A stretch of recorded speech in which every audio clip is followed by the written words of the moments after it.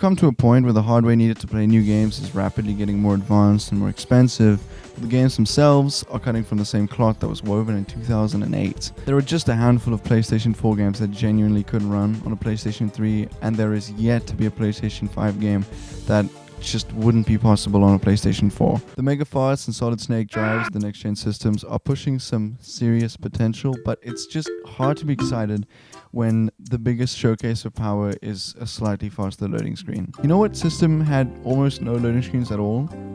The Atari 2600 in 1977. Maybe that's a really stupid comparison, but just raw computation and numbers aren't exciting to most people.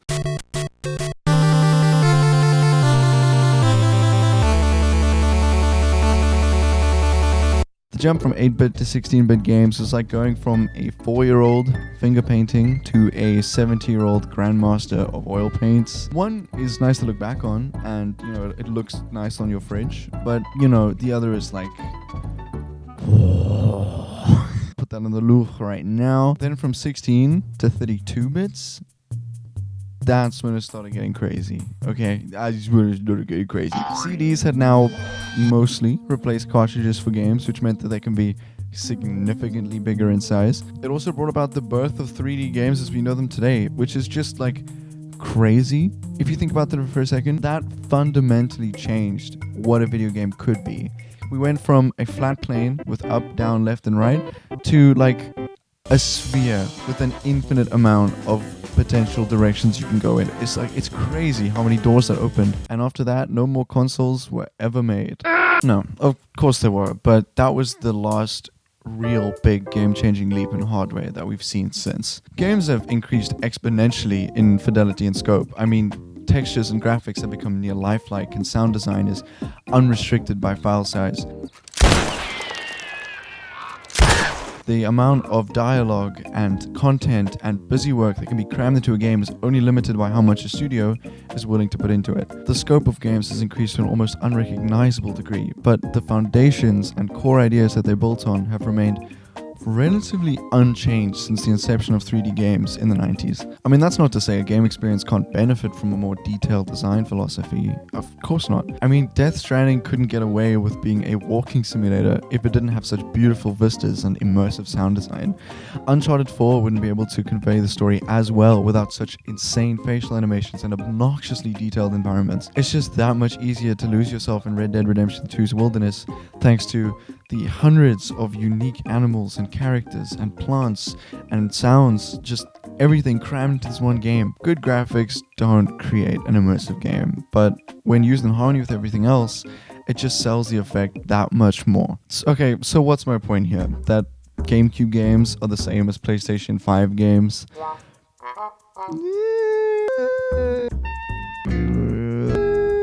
Kinda. No, of course not, but also yeah, kind of. I mean, the building blocks and the foundations that these games are built on, that these genres are built on, have remained relatively unchanged for sometimes decades. Hi, you guys, everyone gaming to play Mario Sunshine. Hi, you guys, everyone gaming to play Metal Gear Solid. Hi, you guys, everyone gaming to play Gex. Hi, you guys, everyone gaming to play Donkey Konga. Alright, so now I've convinced you and you want to try some older games. So here are your options to play them. You want to play Need for Speed Most Wanted on the PlayStation 2. It's a fairly common game. I found 2 copies, one of which is in great condition. PlayStation 2 is still the highest selling console of all time, so I had no problem finding a working one for a pretty good price. I mean, in total, it cost less than one brand new game on the PlayStation Store. This is when retro gaming is at its best. It's cheap and it's accessible. It's easy for anyone to get into. So you got your taste, and now you want to try Twilight Princess on the Wii. This sounds like a similar situation, right? I mean, the Wii was an incredibly popular console worldwide, and Zelda is one of Nintendo's biggest flagship franchises. Well, kind of. It was very easy to find a second-hand Wii. It was cheaper than the PlayStation 2, but the closest thing I could find to Twilight Princess at a reasonable price was the USA version, which wouldn't work on my PAL Wii. Of course, it's a region-locked console. This is where it gets a little bit tricky. You could, hypothetically, for educational purposes, by accident, in a video game, jailbreak and homebrew your Wii so that you can play games off of a USB stick or something like that. You shouldn't do this, and companies don't want you to do this, and if you do it wrong, you could permanently lock and brick your console. But if you do have the system and you have the controllers, but the online digital store shut down and there's no legitimate way for you to get games at a reasonable price, it is technically, hypothetically, an option for educational purposes. Don't do that though, free stuff is bad. Don't let me catch you getting free stuff. Alright, what about Halo Combat Evolved or Jet Set Radio Future on the original Xbox? I'm sorry, did you say original Xbox? I think you mean Xbox One? Because that's the first one. A Sega Dreamcast? Are you crazy? I think what you meant was a Saturn Dreamcatcher. You want a GameCube. I'm sorry, honey. I think you meant an Xbox One X, Series X, and Knuckles. If you live anywhere that isn't here or here and like maybe here, some of these older consoles basically don't exist. Unless of course you're willing to cough up enough money for international shipping, or if you're willing to pay a collector's price. I'm someone who loves this kind of junk. I think it's like some of the coolest stuff out there. But even I think that paying 4 times the price of the console itself on shipping is crazy. So worst case scenario, if the original experience is not reasonably available, you could hypothetically use an emulator for educational purposes. So if you don't know what an emulator does, it basically puts a trench coat and a hat on your PC and tricks games into thinking that they're running on the original hardware that they were designed for. There are multiple emulators for every system. They're all free to download. They're all really easy to use, and they're all legal to have on your computer. The legal and moral gray areas, however, lie in getting the games themselves. The laws regarding hypothetically downloading game ROMs hypothetically for educational purposes hypothetically depend on the country that you hypothetically live in, but all game ROMs and files are hypothetically available online hypothetically if you know where to look hypothetically and you know who to ask for educational purposes. Do not ask me. I don't know what you're talking about. I don't know what that is. I've never heard of this before. The bottom line is, regardless of your opinion, Nintendo does not profit from you buying an overpriced NES on eBay, and Nintendo is not harmed if you download, hypothetically, a free copy of Mike Tyson's Punch-Out, hypothetically, for educational purposes online. Okay, so remember like 2 seconds ago when I said that Nintendo isn't harmed if you hypothetically download Mike Tyson's Punch-Out for free, hypothetically? Yeah, so that was kind of a lie.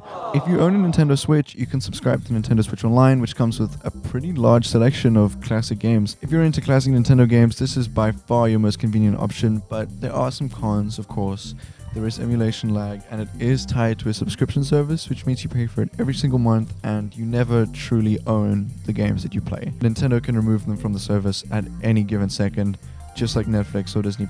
Now, I could and would make an entire video just about remakes and remasters, but these two videos do a much better job than I could. But for the sake of this video, I have to acknowledge that remakes and remasters are usually a perfectly viable option for replaying older games. Sometimes there are genuinely improvements over the original games, but it's still just not the same game. Do you see how many hoops you sometimes have to go through to play all these beloved titles? Real game preservation is such a neglected thing. In order to play a game authentically as it was intended, you need a copy of the game that isn't scratched, the console that it was made for that hopefully still works, a controller that's still responsive, and a memory card which hasn't rotted at this point.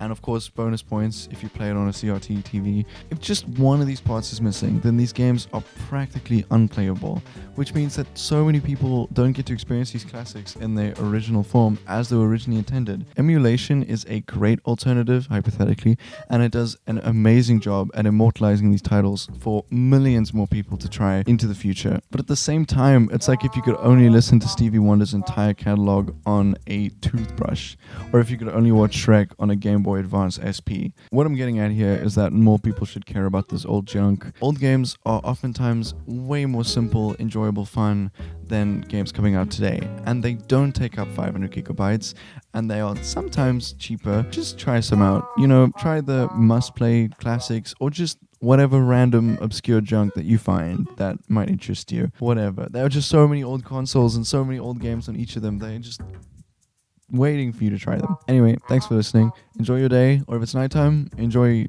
tomorrow. Merry Christmas, Xbox. Okay, but how do we get back though? Red ran so fast he beat me. I'm the one who saw it first. Cooking mold. Whoa! Guys, should we save him? He's like right here.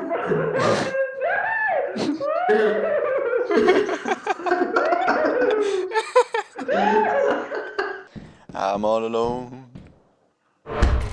with nobody by my side. Sasha. Sasha. I think Sasha's dead. Run in there. There. Hey, I found a hairdryer. This is like Among Us. And What is that?